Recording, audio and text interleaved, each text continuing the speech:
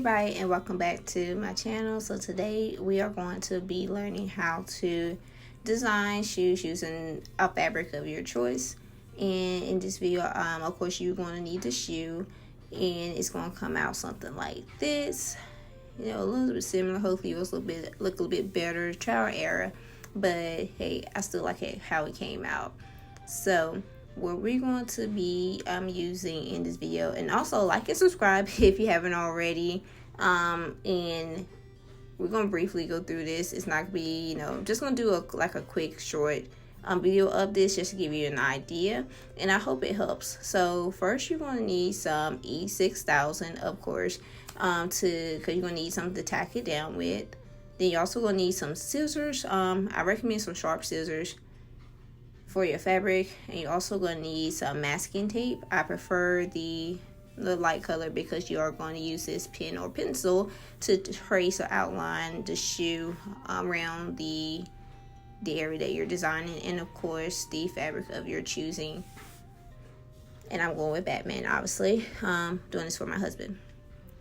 Alright, so now you do want to kind of like clean your shoe, so you want to wipe it off and make sure there's no dust or anything like that on it.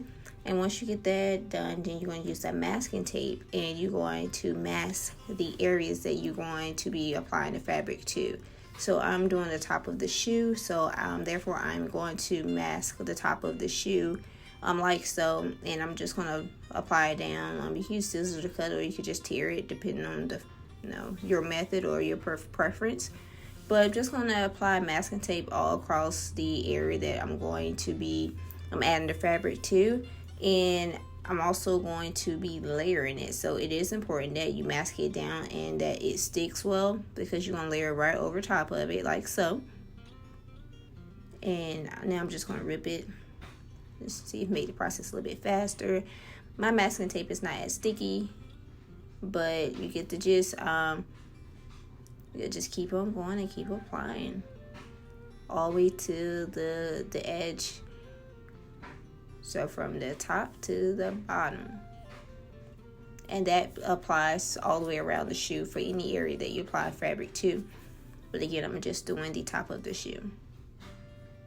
And then you do want to make sure it's smoothed down because that's going to be kind of important later on in the video, and I'll tell you why.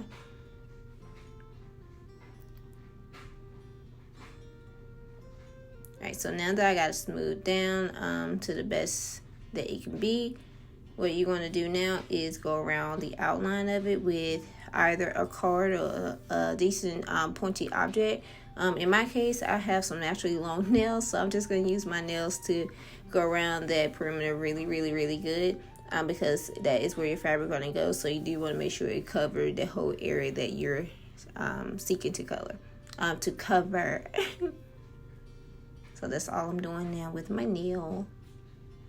And again, this is just a practice shoe, so this is not going anywhere. I'm just I had a request to do this video and to show how I did it, so that is what I'm doing, and I really hope that this video helps. So now you're going to use your pen, your pencil, your crayon, whatever writing object you have, and you're just going to go around that crease that you just used, or either your nail or your card or whatever you may have used. You're just going to go around it using your writing utensil, and just keep on going all around until it looks like so. So I'm just going to fill in the top of mine. And you do want to, so be better than me. Take your time and go around those edges and those corners.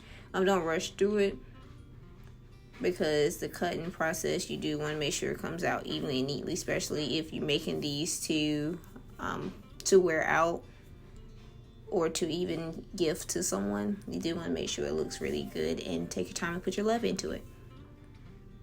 So now you take the fabric of your choosing, and most people iron it, the fabric, just to make sure it's straight, but I'm just doing the top of the shoe, so I don't need that big of a piece. So for the area that I'm using, is perfectly fine, so I don't need to iron the fabric.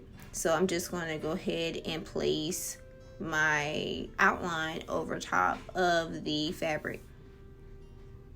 and just peel it off as one, not individually but as one, which is why you layer over top of each other.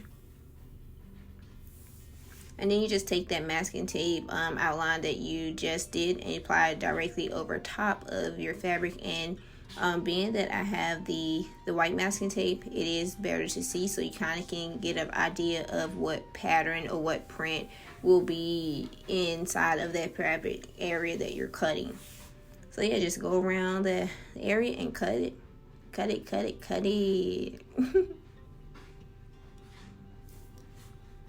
Alright, so I'm almost done cutting.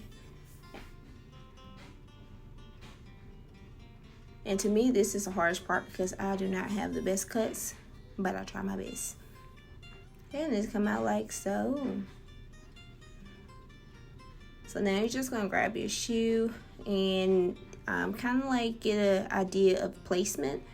So to make sure that your cut was straight enough, to make sure, in case you need to recut, redo, because once you add that E6000, yeah, it's pretty much there. Well, actually, you can't take it off, but you had to use some acetone and all those extra steps. However, it's always great to try to do it right the first time. So you're just going to take the E6000 and spread it all over the top of the area. You can spread it onto the fabric or on the shoe, but I prefer the shoe because I've noticed that when you do it on the fabric, the glue tends to solidify and then clunk up and come through the fabric versus the shoe. So you just want to make sure that you do even amounts onto the area that you're going to be applying the fabric to, because again, the glue will clunk up and it tend to come through. So it's always best to get it spread as evenly as possible. I'm just using I rolled up a piece of masking tape and just to kind of spread it evenly. I would use my finger normally, however I have other things to do, so I don't want to get too messy. And then there's different ways you can do it. You also can use a popsicle stick. I know you can use that as well to just spread it evenly and quickly as possible so the glue won't dry, so that way it will stick to your fabric. So now you're going to take your fabric and you're going to place it onto your area. And again, you want to line it up as best as possible before the glue dries. So you move it around a bit until it lines up as you want it. And it is a glue, so you do have to hold it down a bit until it dries. So do take your time on this part. Like, really be gentle during this process because you don't want to have to redo. So just lay it down, let it dry, but don't let it dry before you peel, because then you run the possibility of letting the glue stick to the tape. If it dries completely and if some have seeped through the fabric, then that will be kind of a mess. So before it completely dries, try to remove the tape from the fabric gently while pressing down to make sure that the glue is still adhering to the fabric. So make sure it's still attached to the shoe. And for the frays, you can use fray check on the ends. So there's a product you can get it from Amazon or Walmart called fray check, and that you can apply to the ends as well too, and that kind of helps with unraveling. Or you can gently apply some glue to the ends. Yep, so I'm just placing it down, and then that's how it come out. So as you see, like right there in the middle, I did get some glue to come through. It wasn't too even. However, it still looks nice. Again, trial and error.